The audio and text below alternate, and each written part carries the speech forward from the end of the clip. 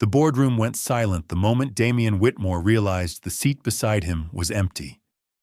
His wife was never late.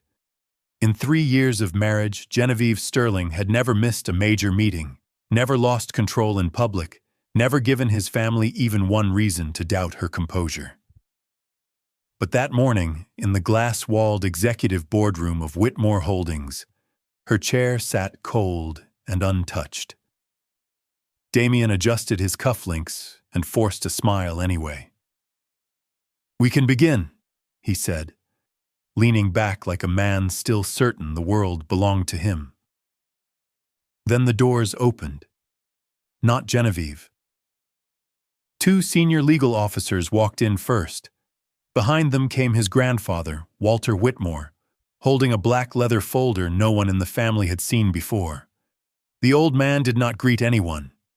He did not sit. He stopped at the head of the table and looked straight at Damian with a disappointment so sharp it felt almost personal. "What is this?" Damian asked, his voice tighter now. Walter tossed the folder onto the polished wood. Inside were documents, highlighted and tabbed, private messages, conflict of interest reports, emergency withdrawal notices from partner firms, a sealed recommendation from outside counsel. And on top of everything, one letter bearing the name Damian had spent months insulting in private and taking for granted in public. Genevieve Sterling. Damian's face changed as he scanned the first page. "This is ridiculous," he snapped. "She's overreacting. Whatever this is, I can fix it." "No," Walter said, his voice low and deadly calm. "You mistook her restraint for weakness. That mistake just cost you your marriage, your authority, and possibly this company." Around the table, no one moved. No one defended him. One director slowly slid his phone face down. Another refused to meet Damian's eyes. For the first time in his life, the golden heir of Whitmore Holdings looked exactly like what he had become. Not a leader, not a husband. Just a spoiled man who had confused being supported with being powerful. Then Walter opened the final page and said, "Before I remove you as CEO, there's something you should know about the woman you betrayed." Damian thought he had lost only his wife, but he was seconds away from learning that Genevieve had been the one holding up his entire world. 16 months earlier, everyone said the marriage made perfect sense. On paper, it was a union between 2 great American families. The Sterlings had money old enough to shape markets, fund senators, and rescue entire industries without ever needing public credit. The Whitmores had legacy, Polish, and a last name that still carried weight in boardrooms, even if the numbers behind it had been thinning for years. Together, they looked untouchable. At least that was the story the world was sold. The wedding took place on a private coastal estate in Newport, where the ocean glittered behind white roses and polished glass. Business magazines called it the merger of the decade.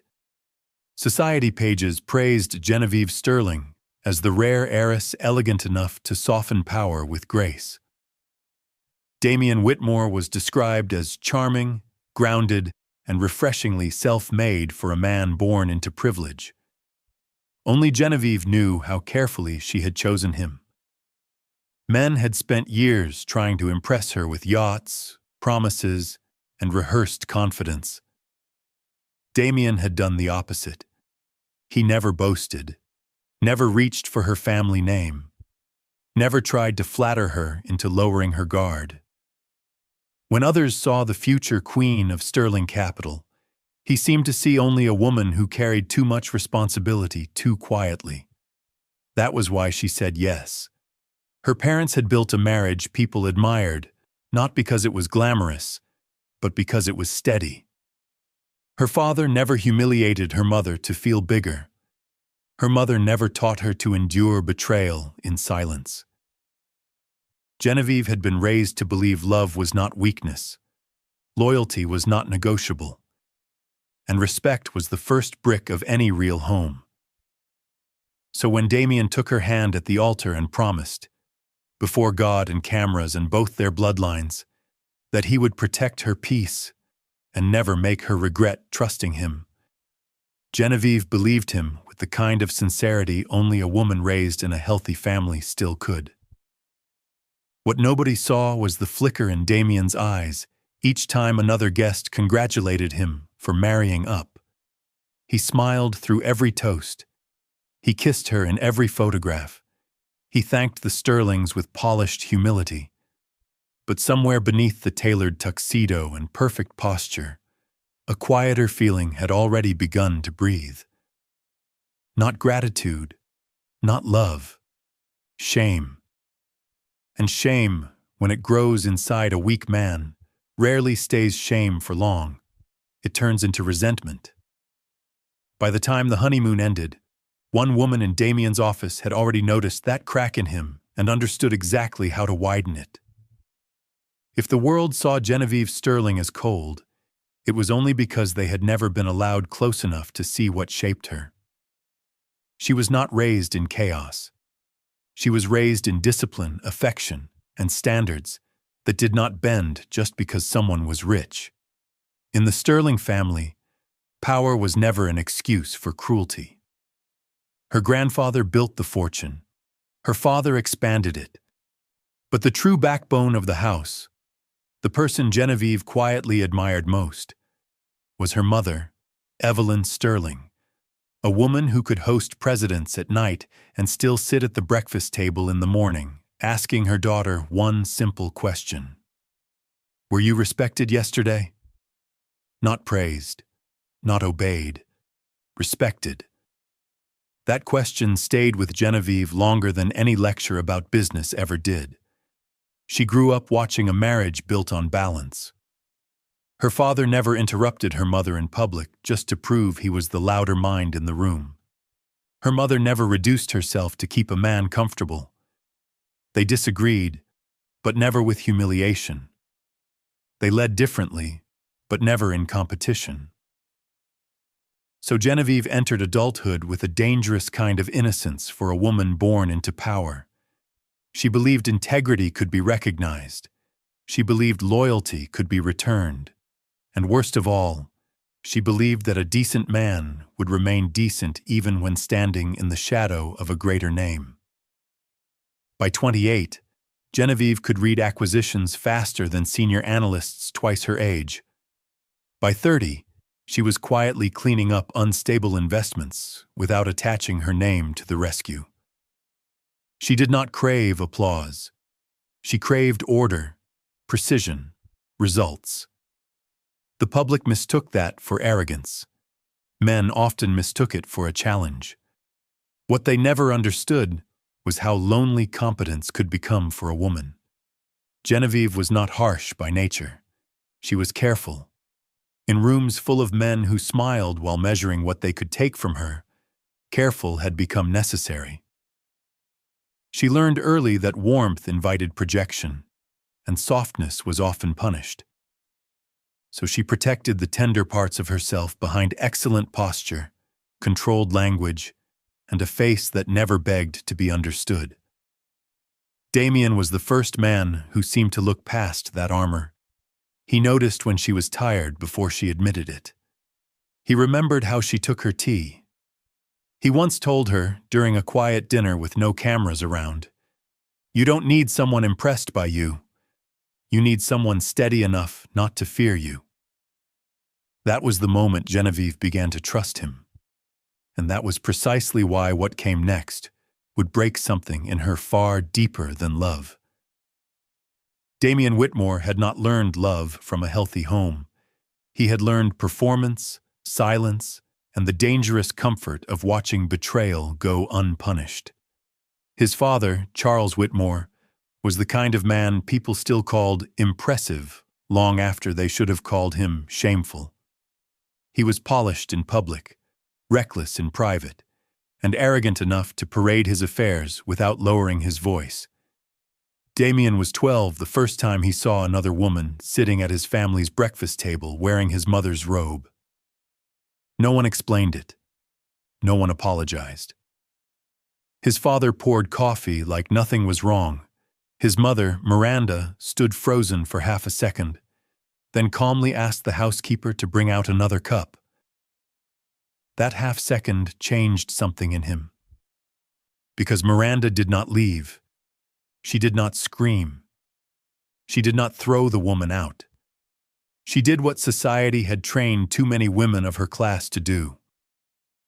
She swallowed humiliation, protected the family name, and called endurance dignity. In public, she smiled beside her husband at charity galas. In private, she cried in rooms Damien was never supposed to enter. But children always see more than adults think. He heard the late-night arguments through marble walls. He saw his mother reapply lipstick before guests arrived. He watched her turn pain into poise so often that he began to mistake tolerance for love. Somewhere in his young mind, a lesson took root. Men could fail, stray, humiliate, and still be forgiven if the woman beside them was good enough. That lesson did not make Damien cruel overnight. It made him weak in a far more dangerous way. He grew into the kind of man who hated conflict as long as it required accountability. He liked admiration, but not self-examination. He wanted loyalty, but not the burden of deserving it. And when he married a woman like Genevieve Sterling, a woman who had never seen betrayal normalized, the collision had been inevitable from the start.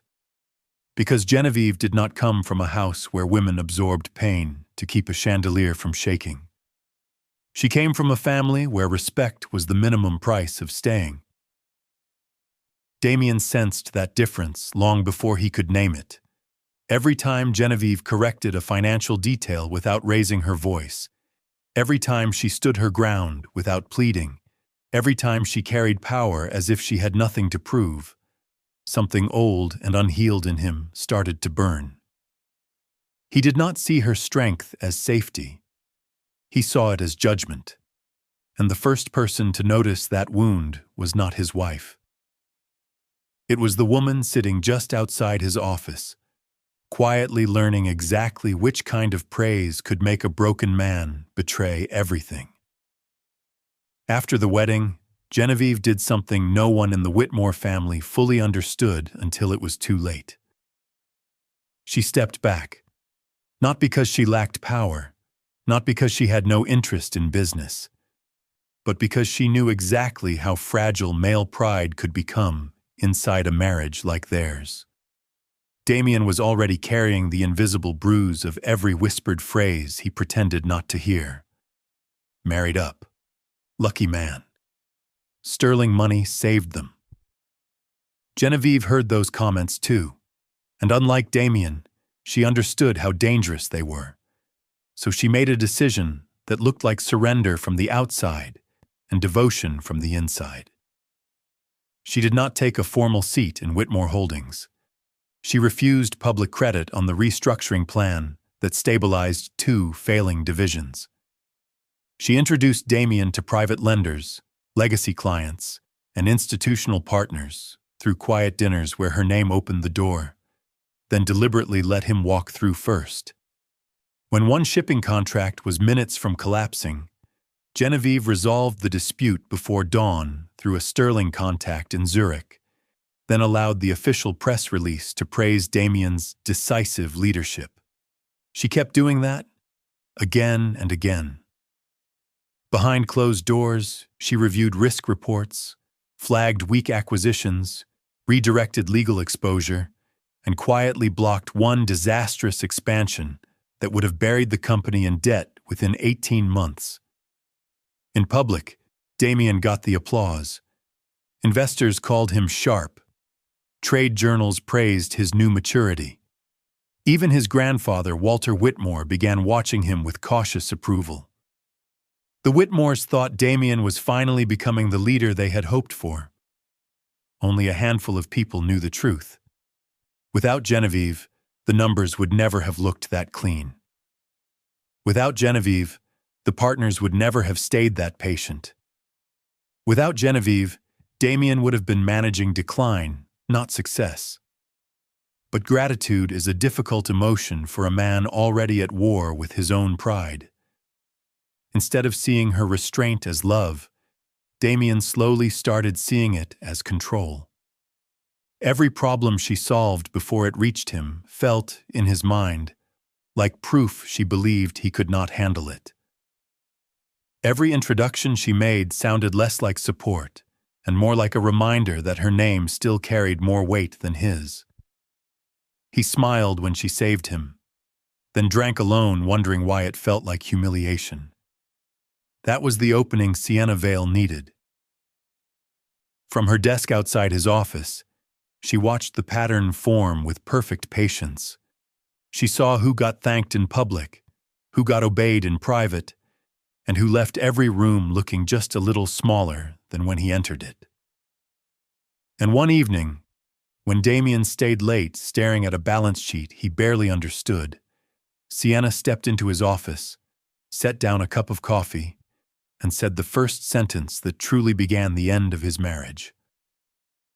"She helps you so much," she said softly. "Have you ever wondered whether she thinks you can stand on your own?" Sienna Vale never behaved like a woman trying to steal a husband. That was what made her dangerous. She did not flirt in obvious ways.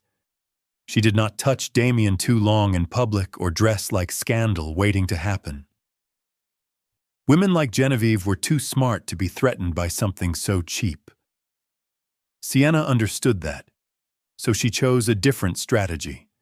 She made herself feel necessary. At first it was small, a perfectly timed coffee when Damien skipped lunch.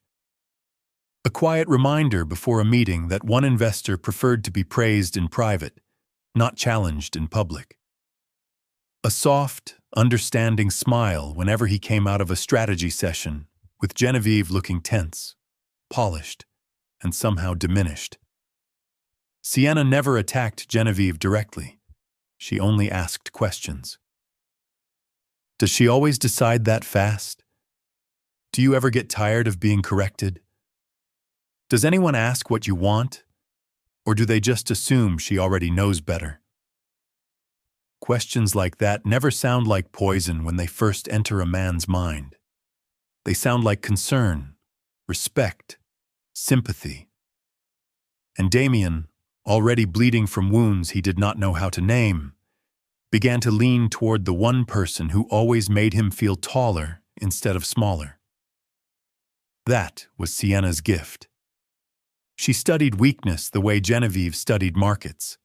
When Damien doubted himself, Sienna praised his instincts. When Genevieve solved a problem before it exploded, Sienna called it interference. When the press complimented Genevieve's brilliance after a charity gala, Sienna waited until the ride back from the event and said softly, "You know what's strange? Everyone always talks about how extraordinary your wife is. No one ever asks what it costs you to be married to someone like that." He never answered those comments right away, but he stopped defending Genevieve, and that was enough. Soon the late nights grew later. The closed-door conversations became habit. Damien started sharing things he should have guarded, his insecurities, his frustrations, even private tensions from his marriage. Sienna listened like a priest taking confession and offered him the one thing prideful, fragile men crave most when they begin to resent strong women: permission. Permission to feel wronged. Permission to feel unseen. Permission to rewrite support as control, loyalty as dominance, and love as humiliation. By the time Genevieve noticed the emotional distance in him, the affair had not yet become physical. But in some ways, what Sienna had already taken was worse. She had become the voice in Damien's head that translated every act of love from his wife into proof of disrespect. And one rainy night, when Genevieve called to ask if he was coming home for dinner, Damien looked up from the couch in his office. glanced at Sienna standing in the doorway, and for the first time in his marriage, chose silence over honesty. That was the moment another woman stopped being a distraction and became a threat Genevieve could already feel, even before she knew her name. The change in Damien did not happen all at once. That was what made it so hard for Genevieve to name, and even harder to fight. At first, it looked like stress. He came home later than usual, loosened his tie with one hand, and answered simple questions like they were accusations. If she asked whether he had eaten, he said he was not a child. If she asked about a delayed contract, he said she did not need to monitor every breath he took. The words were sharp, but not sharp enough to justify a full confrontation. Not yet. Genevieve told herself he was tired. She told herself leadership could make anyone brittle. She told herself marriage required patience. But patience becomes dangerous when it is offered to someone already looking for reasons to resent you. Soon, Damien began pulling away in quieter ways. He stopped telling her about his day. He no longer asked for her opinion before major meetings, even when he clearly needed it. At dinners with investors, he interrupted her once or twice, lightly at first, almost like a joke. The room would laugh. He would smile. And Genevieve, who noticed everything, would feel the strange new pleasure he took in cutting across her voice. It was not dominance, not really. It was rehearsal. He was practicing what it felt like to make her smaller. The worst part was that he seemed to believe his own version of events. Every act of care from Genevieve became, in his retelling, another example of how she controlled him. If she sent over a corrected briefing memo before a meeting, he called it interference. If she warned him against trusting a reckless investor, he called it contempt. If she remained calm during his outbursts, he looked at her composed face and saw not discipline, but superiority. Sienna had done her work well. Damien no longer needed her in the room to hear her. Her voice had already settled inside him, twisting the meaning of everything his wife did. He began to watch Genevieve through borrowed suspicion, interpreting restraint as coldness, intelligence as judgment, and silence as a challenge. Then came the first public crack no one could ignore.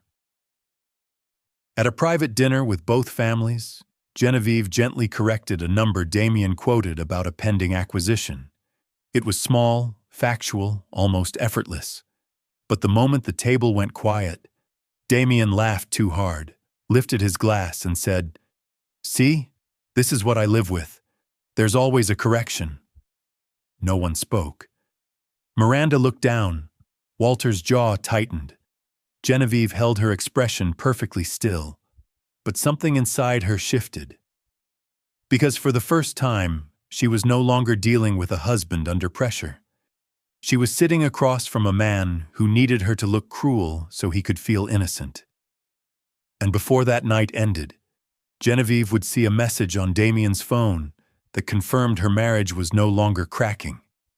It was being dismantled. Genevieve did not catch Damien in a hotel room. She caught something far worse. It happened the same night as the family dinner, after the last glass had been cleared and the Whitmore estate had gone quiet. Damien was in the shower upstairs. His phone, face down on the marble console near the staircase, lit up once, then again.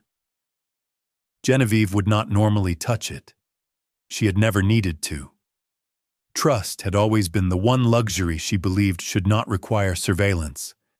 But that night, after the humiliation at dinner, something colder than suspicion moved through her. Instinct.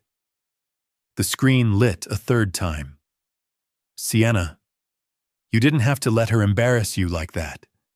Genevieve stood very still. For a moment, the whole house seemed to lose sound. No water running upstairs, no clock in the hall, no wind against the windows. just that single line burning against the dark screen like a match dropped on silk. She unlocked the phone with the passcode Damien had once told her would never matter between us. What she found was not a moment of weakness. It was a slow, deliberate betrayal written over months.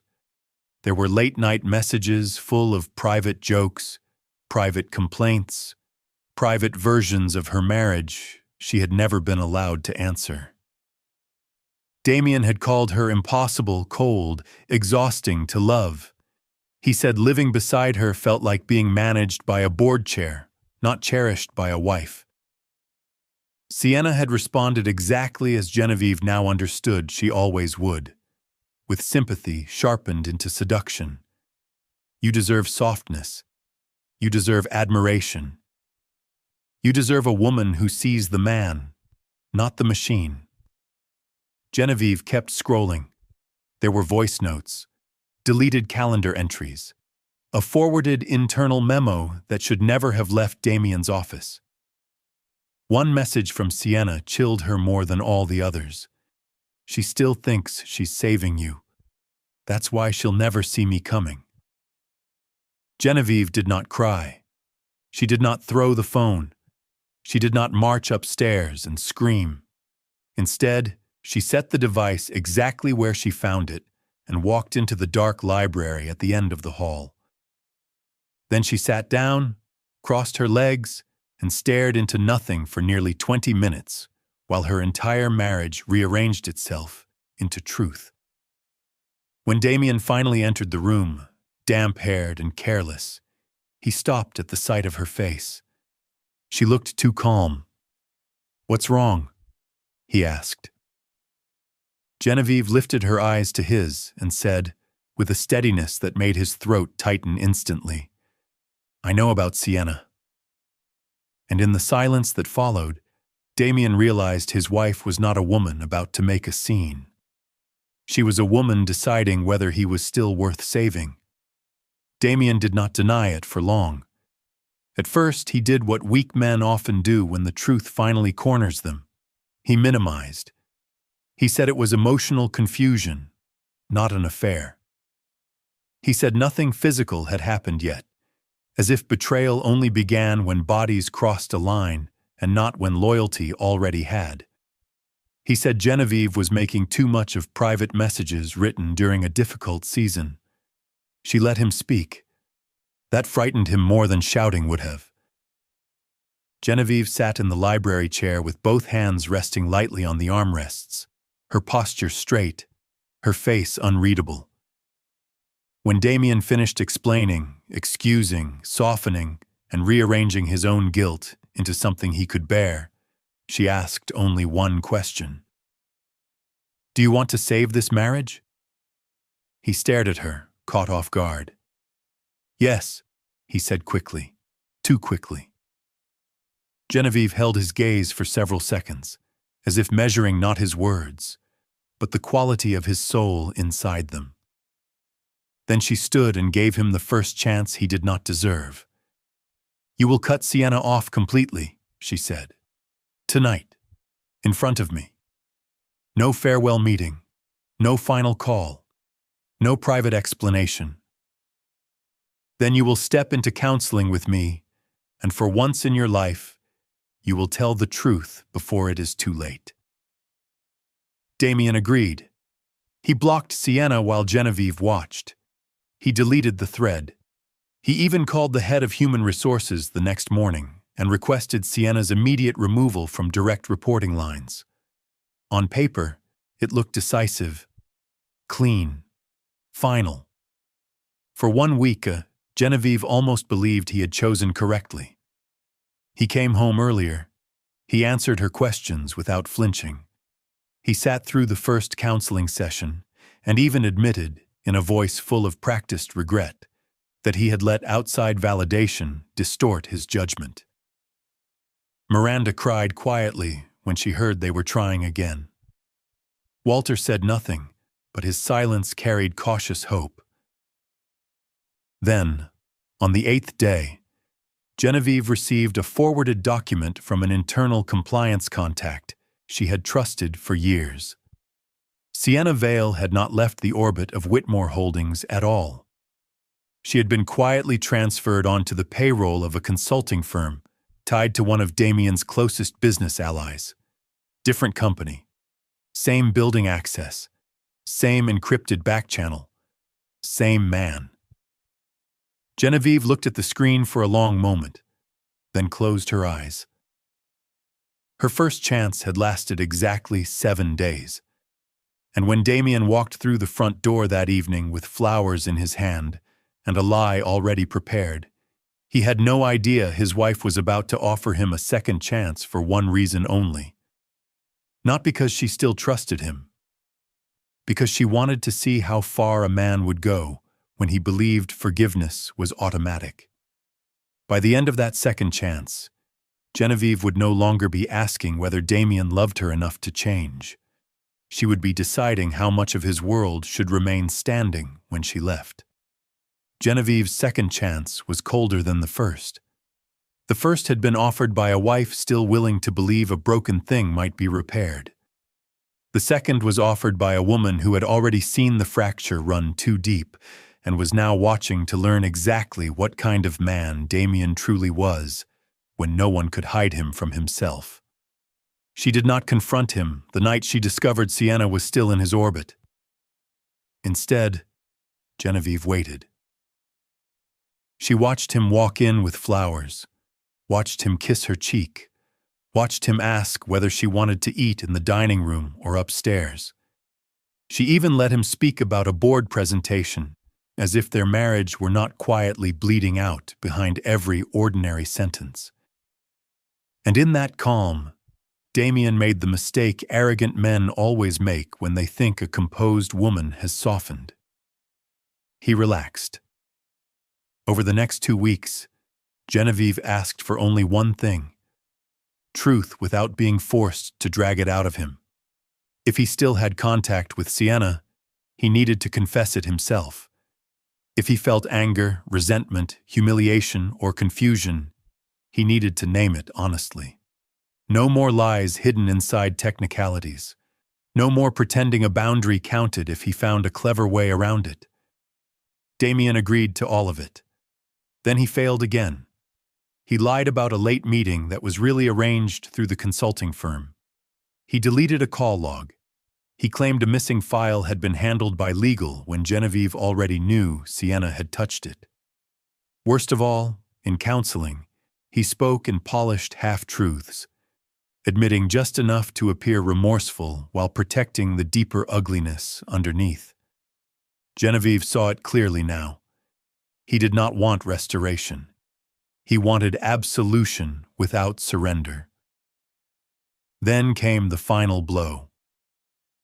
One evening, after she asked him for the last time whether there was anything left he had not told her, Damien set down his glass and laughed without humor. The sound was tired, bitter, and far too honest. "You want the truth?" he said. "Fine. I am tired of being treated like the lesser mind in my own marriage. I'm tired of being managed, corrected, and quietly judged. Maybe Sienna listens because she actually respects me." The room went still.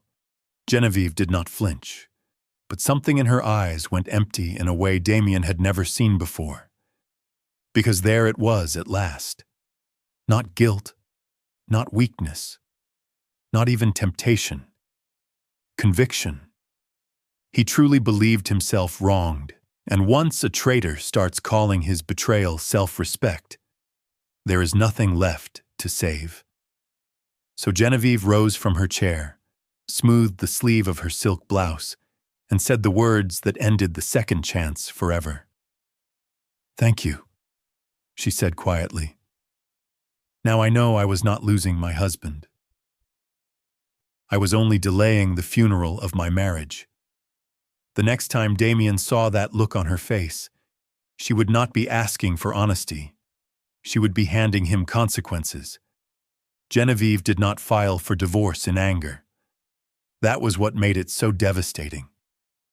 There was no screaming, no shattered glass, no midnight scene crafted for witnesses. By the time she made her decision, grief had already burned itself clean inside her. What remained was clarity, and clarity in a woman like Genevieve Sterling was far more dangerous than rage. 3 mornings after Damien confessed what he truly thought of her, she arrived at Sterling Capital at 6:10 a.m., wearing a charcoal suit and carrying a slim cream folder. Nathaniel Reed was already in the conference room, reviewing a draft statement beside 2 senior attorneys and a crisis advisor who had handled scandals for senators, CEOs, and 1 disgraced governor. When Genevieve entered, every person at the table stood. She did not sit right away. "I want this done quietly," she said. "No leaks from my side, no petty retaliation, no emotional theater. I gave him enough chances to choose honor. He chose humiliation. Now I choose finality." Nathaniel studied her for a moment. "Are you certain?" Genevieve placed the folder on the table and opened it. Inside were printed messages, compliance records, access logs, payroll transfers, and a timeline precise enough to end any argument before it began. She had not spent her marriage blindly hoping. She had spent the final weeks documenting the truth. "I'm not here to prove he betrayed me," she said. "I'm here to make sure he cannot rewrite why I left." By noon, the petition was filed. By 2 o'clock, private notices had gone to the Whitmore family office, Damien's legal counsel, and 3 major counterparties whose contracts depended not on Whitmore charm, but on Genevieve's personal assurance. She did not threaten them. She simply withdrew her informal support, effective immediately. That single move sent a tremor through markets Damien did not yet understand. Because Whitmore Holdings had been surviving on more than balance sheets.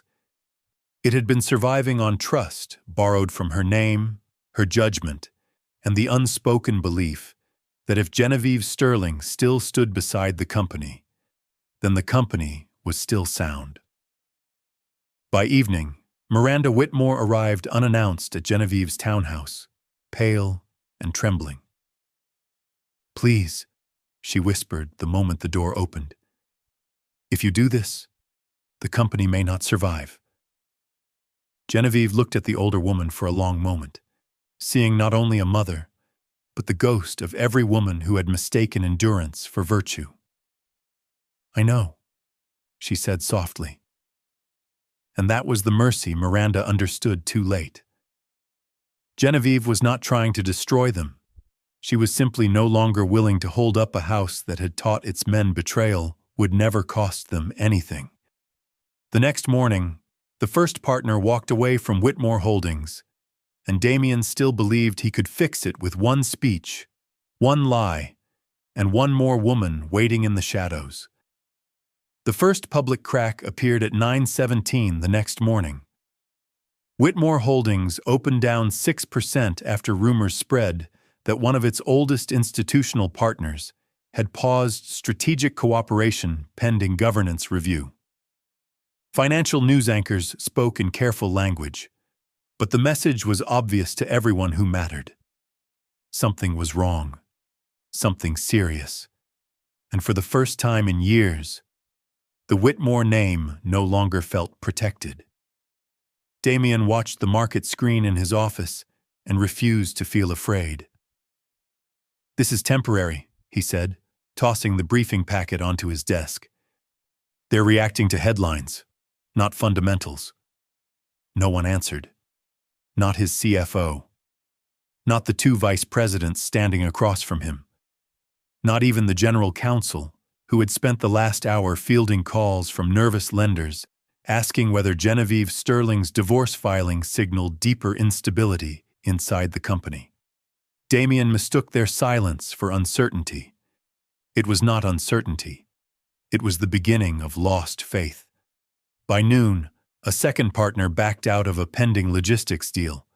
At 1:40, a private equity group requested revised disclosures on all active obligations tied to personal guarantees, legacy introductions, and relationship-based financing.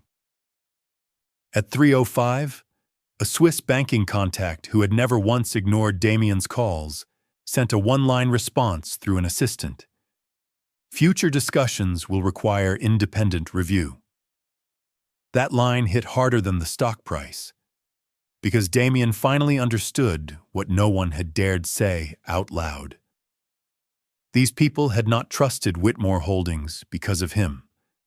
They had trusted it because Genevieve stood near it. Still, pride is often loudest when reality begins to corner it. He stormed into the executive bullpen, jacket open, voice rising, demanding emergency calls, revised statements, media containment, investor reassurance. He spoke quickly, confidently, almost brilliantly if someone had not been listening for panic beneath the polish. He promised the board he could stabilize everything within a week. He told his grandfather the company had survived worse. He even called Sienna, ignoring the advice of 3 attorneys, because some wounded part of him still wanted to hear the one voice that made him feel unfairly blamed instead of dangerously exposed. Sienna answered on the second ring, but her tone had changed. No softness, no admiration, no breathless loyalty, only calculation. "Damien," she said carefully, "you need to stop calling me from company lines." He froze. In that small, ugly pause, he heard it at last. The distance. The self-protection. The first sign that the woman he risked everything for was already measuring how fast to step away from the falling man beneath her. And before the trading week ended, Damien would learn the cruelest truth of all. Genevieve's absence was costing him millions, but Sienna's loyalty had never been worth a single cent. By Friday, Sienna Vale had already begun rewriting the story in her own head. Not the story she had sold Damien for months. The one where he was misunderstood, Genevieve was cold, and she alone saw the wounded man beneath the expensive suit. No. That fantasy had only been useful while Damien still had power. Once Whitmore Holdings began bleeding value by the hour, Sienna's instincts shifted to what they had always served best: survival. Damien noticed it in pieces at first. A delayed reply, a missed callback, a message answered with legal caution instead of private warmth. When he asked to see her that evening at the apartment he had quietly leased under a shell company, she claimed she was being careful. When he pushed, she reminded him that everyone's devices could now be monitored. Everyone's, not ours. That single word choice sat in his chest like ice. For months, Sienna had spoken as if they were building something together. A future, a partnership, a secret world where he was finally seen, admired, and desired without condition. But now, with lenders circling, directors panicking, and reporters starting to ask sharper questions, she no longer sounded like a woman protecting love. She sounded like a woman protecting herself. Damien drove to the apartment anyway. He found her packing. Not everything, just the expensive things. Jewelry he had bought. A watch she had once claimed meant nothing. A designer coat she had worn the night she whispered that Genevieve would never understand what it meant to make a man feel chosen. On the kitchen counter sat a folder half open, revealing printed emails and contact lists Damien recognized instantly as internal company material. His stomach dropped. "What is that?" he asked. Sienna didn't answer quickly enough. That was answer enough. The softness vanished from her face. In its place stood the real woman at last, cool, irritated, and calculating. "Don't start acting shocked now," she said. "You knew what this was." "No," Damien said, stepping closer. "I knew what I thought this was. She gave a short laugh with no warmth in it. Then that was your mistake. He stared at her as months of fantasy collapsed into something humiliatingly simple. She had never envied Genevieve because she loved Damien. She had envied Genevieve because Genevieve possessed what Sienna had spent her whole life trying to reach: status that did not need to seduce, power that did not need to beg, and loyalty that money alone could not buy. And now Sienna was doing what opportunists always do when the ladder starts to crack. She was climbing off before the fall, but Damien's humiliation was only the beginning, because the folder in Sienna's hands was about to prove that his affair had not just ruined his marriage, it had exposed his company to a scandal far uglier than betrayal. By Monday morning, the emergency board meeting no longer felt like a discussion. It felt like a sentencing. The directors of Whitmore Holdings sat around the long walnut table in pressed suits and strained silence, each one holding a copy of the overnight briefing packet assembled by outside counsel. The packet was thick, too thick: conflict of interest exposure, unauthorized data access, questionable contact between Damien and a recently removed employee, partner withdrawals, liquidity risk, reputational damage, governance concerns. Every page made the same point in a different language. This was no longer a marital scandal. It was a leadership failure. Damien entered 10 minutes late with a recovery speech memorized and the last scraps of arrogance still holding his spine upright. He believed, absurdly, that if he sounded confident enough, the room would remember who he had been trained to look like instead of seeing what he had become. "I know there's panic," he began, not yet seated. "But this company is bigger than gossip, bigger than temporary market reactions, and certainly bigger than a private domestic matter being weaponized out of proportion." Walter Whitmore did not blink. "Sit down," the old man said. Damien obeyed.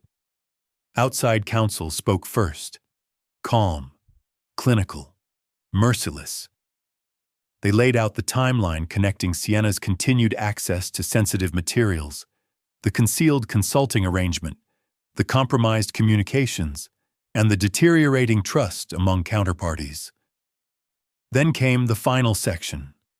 11 major transactions from the last 20 months had moved forward only because of private confidence in Genevieve Sterling's judgment, relationship capital, or informal assurances. That support was now gone. Damien's mouth went dry. Walter finally opened the black leather folder in front of him and slid one page across the table. A formal resolution. Immediate removal of Damien Whitmore as CEO, suspension of voting authority, pending further review. Restriction from all strategic communications on behalf of the company. "This is insane," Damien said, his voice cracking for the first time. "You're blaming me because my wife filed for divorce." Walter's face hardened into something close to disgust. "No," he said. "We are removing you because you mistook support for submission, loyalty for weakness, and marriage vows for something a strong woman would tolerate indefinitely. You did not lose this company when Genevieve left. You only revealed how little of it was ever truly standing on your own." No one defended him. Not his mother, who sat pale and trembling. Not the directors who once praised his polish. Not even the executives he had interrupted, overruled, or dazzled into silence. In the end, Damien signed nothing. He did not need to. Security was already waiting outside the boardroom doors, and as he rose, stripped of title, voice, and illusion, Walter delivered the final blow. "You thought Genevieve stood too high above you," he said. "The truth is, she was the only reason anyone thought you stood tall at all." 3 months later, Genevieve Sterling stood alone in the east garden of the Sterling estate, where the morning light always fell soft across the stone path her parents used to walk together before the world woke up. The divorce was final. Damian Whitmore was gone from the board, gone from the headlines that had once defended him, and gone from the illusion he had spent his whole life confusing with power. Sienna Vale was under civil investigation for data theft, fraudulent communications, and interference tied to company materials she was never meant to touch. Claudia Sterling had been exposed as the source behind the strategic leaks to the press, and quietly removed from every succession discussion she had tried to manipulate her way into. Miranda Whitmore had retreated from public life, forced at last to sit with a truth she had spent decades avoiding. Silence had not protected her family. It had raised a son who believed betrayal was survivable. And Genevieve? She had not merely survived. She had been restored. Sterling Capital named her the official successor 2 weeks after the final settlement, not out of pity, not to repair optics, but because every crisis had revealed exactly what she was made of. She had endured humiliation without losing dignity, heartbreak without losing judgment, and war without becoming cruel. The board no longer questioned whether she was too emotional to lead. They now understood the opposite. She had been strong enough to love deeply, and stronger still to walk away when love was no longer honorable. But the quiet reward came far from cameras. Nathaniel Reed found her in the garden carrying 2 cups of tea, just as he had done on the worst mornings, when legal briefs and betrayal still arrived in the same hour. He handed one to her without speaking. For a moment, they simply stood there, shoulder to shoulder, looking out over the city waking beyond the trees. "It's strange," Genevieve said softly. "I thought the ending would feel louder." Nathaniel smiled. "The right ending usually doesn't." She looked at him then, really looked, and saw no hunger for her name, no fear of her strength, no need to be made bigger by making her smaller. Only steadiness, only respect, only the rare kind of love that arrives after illusion has burned away. When he reached for her hand, Genevieve let him. Not because she needed saving, because for the first time in a long time, peace no longer felt like something she had to build alone. And somewhere far behind her, the empire that had collapsed without her was learning the lesson too late. She was never the cold one. She was simply raised too well to beg a traitor to stay. 6 months later, Damian Whitmore saw Genevieve again in a room full of people who now understood exactly who she had always been. It happened at the New York Financial Leadership Forum, the kind of event where reputations were not repaired by charm and titles meant nothing unless the market still respected the person wearing them.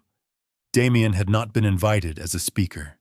He was there on a secondary pass arranged through an old contact, hoping to be seen, hoping to remind the world he still existed. Then Genevieve walked onto the stage. She wore ivory, not black. No armor, no mourning. No trace of the woman he had once called cold, because he lacked the character to understand self-respect. The room rose before she even reached the podium. Investors, founders, policy advisors, journalists, people who had watched empires rise and fall, stood for her not out of pity, but out of recognition. Genevieve Sterling had become the story everyone trusted again. Damian felt something collapse inside him that no board vote had fully destroyed. Because for the first time, he was seeing her the way other people saw her now.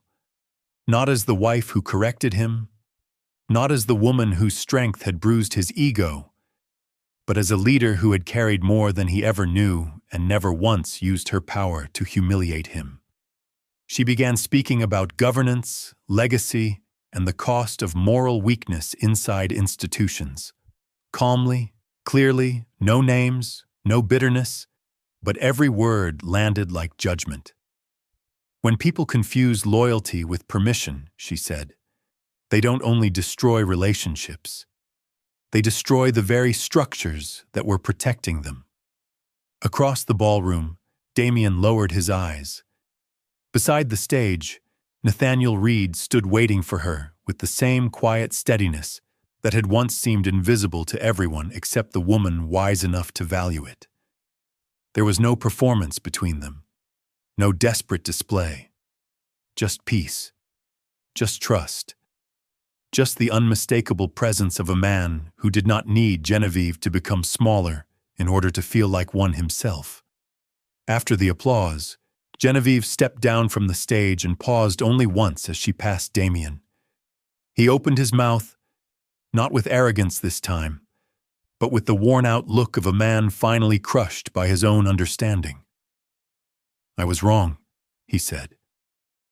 Genevieve met his eyes for one quiet second. "I know," she replied. Then she walked past him and into the future he had once been too blind to deserve. And that, in the end, was the real justice. Not that she ruined him. It was that she rose so completely without him that the whole world could finally see he had ruined himself. 1 year after the divorce, Genevieve Sterling returned to the place where her old life had truly ended and her new one had quietly begun. It was not a ballroom, not a courtroom, not a boardroom filled with men who finally learned her value only after losing access to it. It was her mother's garden. The Sterling estate was bright that afternoon, washed in spring light. The white roses blooming along the stone paths, exactly as they had when Genevieve was a girl trailing behind her parents and listening to the kind of conversations that had taught her what love was supposed to sound like. Honest, gentle, equal. A small gathering had been arranged there, private and deliberate. No press, no industry photographers, no strategic guest list built for influence. Only family, a few lifelong friends, and the people who had stood beside her when public elegance had cost private pain. Genevieve wore a soft ivory dress that moved with the breeze. For once, there was no armor in the image she presented to the world. No sharp tailoring, no controlled severity, no face trained to reveal nothing. She looked like what she had become after surviving humiliation without surrendering herself. Peaceful. Nathaniel stood waiting near the fountain, one hand in his pocket, the other holding the small velvet box he had carried for 3 full days, before deciding there would never be a perfect speech worthy of a woman like Genevieve. So when she reached him, he smiled with that same calm steadiness that had healed parts of her he never tried to force open.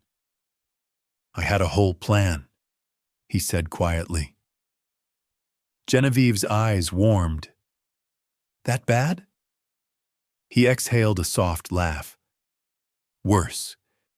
It sounded like a merger proposal written by a man who bills by the hour. She laughed then, truly laughed, and everyone watching from a respectful distance felt the difference between this moment and the life she had left behind. No tension, no performance, no man needing to be enlarged by her devotion. Nathaniel took her hand.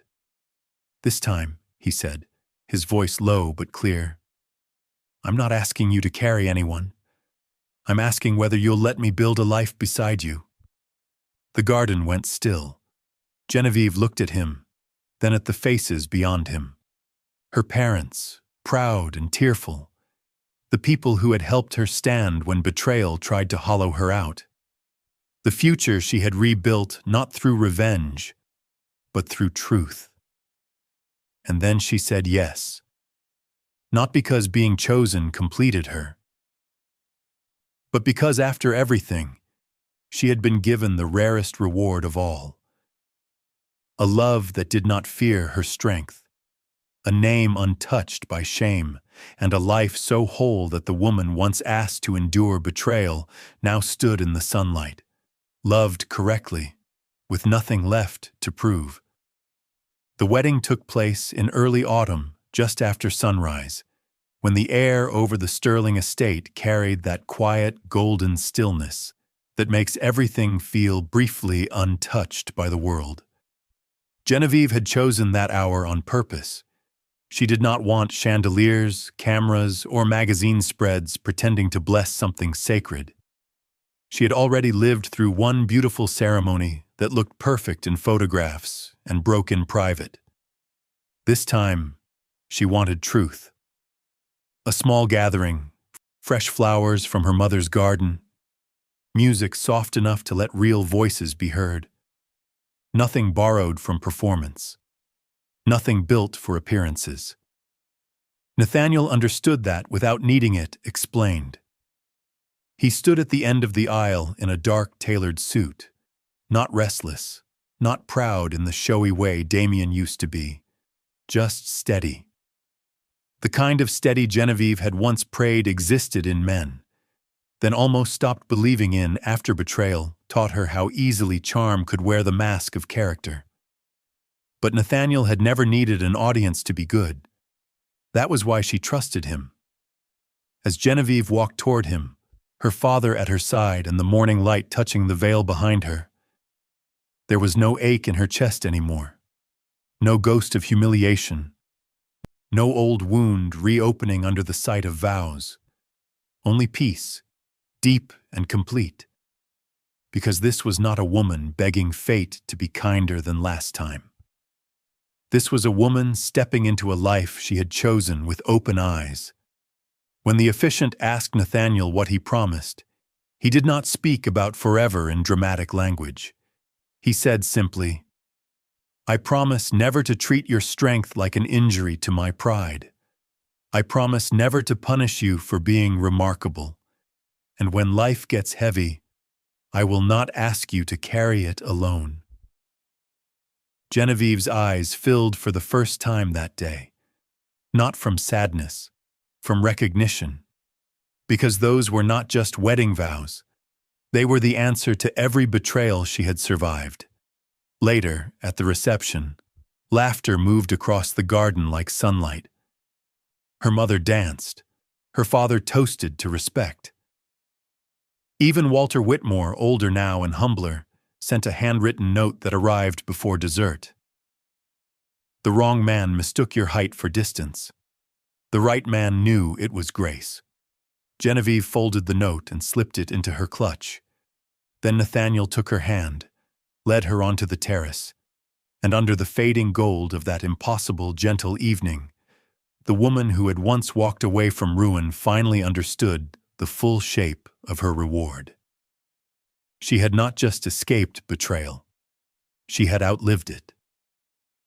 And far beyond the music, beyond the lights, beyond the life that had tried to shame her into silence, a quieter future was already waiting.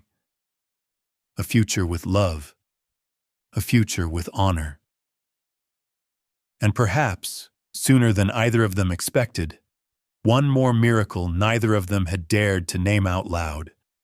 The miracle announced itself on an ordinary Tuesday, not during a gala, not after a board victory, not in one of those polished moments the world likes to call life-changing because they photograph well.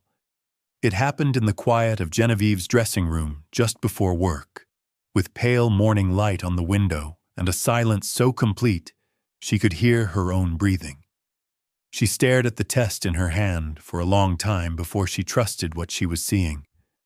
Then she sat down slowly on the edge of the chair, one hand covering her mouth, the other still holding the small white proof that life, after everything, had chosen to be gentle with her again. When Nathaniel found her 20 minutes later, she was still there, tearful and smiling in disbelief. For one terrible second, his face tightened. "Genevieve? What happened?" She looked up at him, and in that moment all the losses she had never fully spoken about seemed to pass silently between them. The child she had once carried and lost while holding together a company that had never deserved her sacrifice. The marriage that had taught her how cruel love could become in the wrong hands. The years she spent being admired for strength, while privately bleeding from things no one saw. Then she held out the test. Nathaniel froze. His eyes dropped to it, then lifted back to her face, as if he needed to confirm reality twice before allowing joy to touch it. "Are you sure?" he whispered. Genevieve laughed through tears. "Very." He crossed the room in 2 steps and knelt in front of her, both hands wrapping around hers with a care so immediate, so instinctive, that her heart nearly broke from the sweetness of it. Not fear, not pride, not the stunned ego of a man treating fatherhood like another achievement. Only reverence, only love. He pressed his forehead lightly against her hands and closed his eyes. "Thank you," he said, the words barely more than breath. Genevieve had once thought justice would look loud, public, crushing. She had imagined vindication as something dramatic enough to match the size of her humiliation. But sitting there with Nathaniel at her knees, and a new life beginning where betrayal had once tried to empty her out, she finally understood the deepest form of victory. It was not seeing Damien lose. It was receiving what he had proven he could never give her. Safety, honor, a home where love did not compete with ego. And later that night, after the doctor confirmed everything looked strong and steady, Nathaniel lay beside her with one hand over her stomach and whispered, almost like a vow to both mother and child, "Nothing precious in this house will ever be made to feel unwanted again." The baby arrived just before dawn in the first week of May, while rain tapped softly against the hospital windows and the city outside still belonged to darkness. Genevieve had always imagined that if this moment ever came, she would meet it with the same composed strength she brought into boardrooms, negotiations, and crises. But life had a way of humbling even the strongest women in the holiest moments. By the time the nurse placed the newborn in her arms, all the discipline, all the perfect control, all the years of surviving without falling apart, gave way to something far simpler and far more powerful. She cried. Not from fear, not from pain, from awe. The child was warm and impossibly small, with Nathaniel's mouth, Genevieve's dark hair, and the kind of fragile, miraculous weight that made the whole room feel rearranged around a single truth. After betrayal, after humiliation, after the long season of learning how to live without asking broken people to love her well, she had been given this. A new beginning with a heartbeat. Nathaniel stood beside the bed with tears he did not bother hiding. He touched the baby's cheek with one trembling finger, then looked at Genevieve with a tenderness so steady it seemed to quiet every old wound still left in her body. There was no fear of her strength in him, no competition, no need to stand taller by making her feel smaller. Only gratitude so deep it almost looked like prayer. "She's perfect," he whispered. Genevieve smiled down at their daughter, then back at him. "She's safe," she said, and those 2 words carried more history than anyone in the room could fully understand. Because that was the ending Genevieve had earned. Not simply wealth, not status, not the public satisfaction of seeing those who betrayed her lose everything they once worshipped. She had received something rarer than revenge. She had received a home where love was gentle, a husband who did not confuse devotion with weakness, a daughter who would grow up seeing respect, not humiliation, between her parents, and a life built not on endurance, but on peace. Later that evening, after visitors were gone and the hospital room had gone quiet again, Nathaniel stood over the sleeping baby and said softly, "She'll never have to wonder what love is supposed to feel like." Genevieve rested her head back against the pillow and closed her eyes for one grateful second. At last, the story that began with betrayal had ended exactly where true justice lives. Not in ruin, but in restoration, so. That's how the story comes to an end. And if you're still here with me right now, truly still here after everything we've walked through together, then something in this story must have touched your heart in a quiet, personal way. Maybe it's the pain of betrayal. Maybe it's the strength it takes to walk away. Or maybe it's the hope that healing is still possible, no matter how deep the wound. Let's take a moment to look at this from a different perspective. This story isn't just about a woman who was betrayed. It's about a woman who refused to abandon herself. As Ayn Rand once wrote, "The question isn't who is going to let me, it's who is going to stop me." Genevieve didn't beg for love.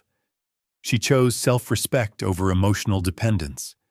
And in doing so, she didn't just survive.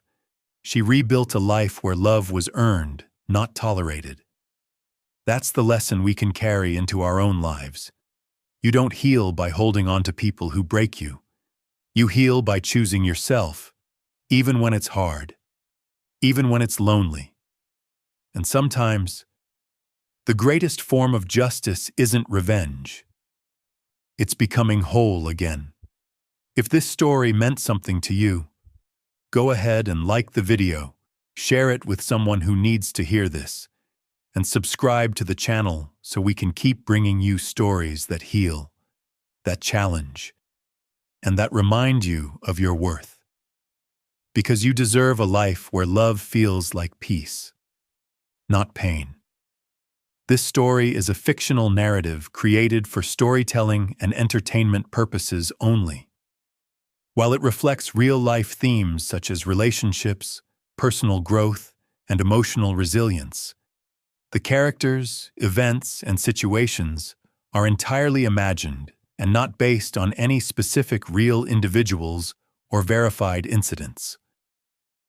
The content is designed to inspire reflection, encourage healthy perspectives on self-worth, and highlight the importance of respect and integrity in relationships.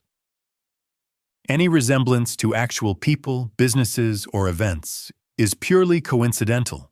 Viewers are encouraged to interpret the story as a form of creative expression rather than factual reporting, and to apply its lessons thoughtfully within their own personal context.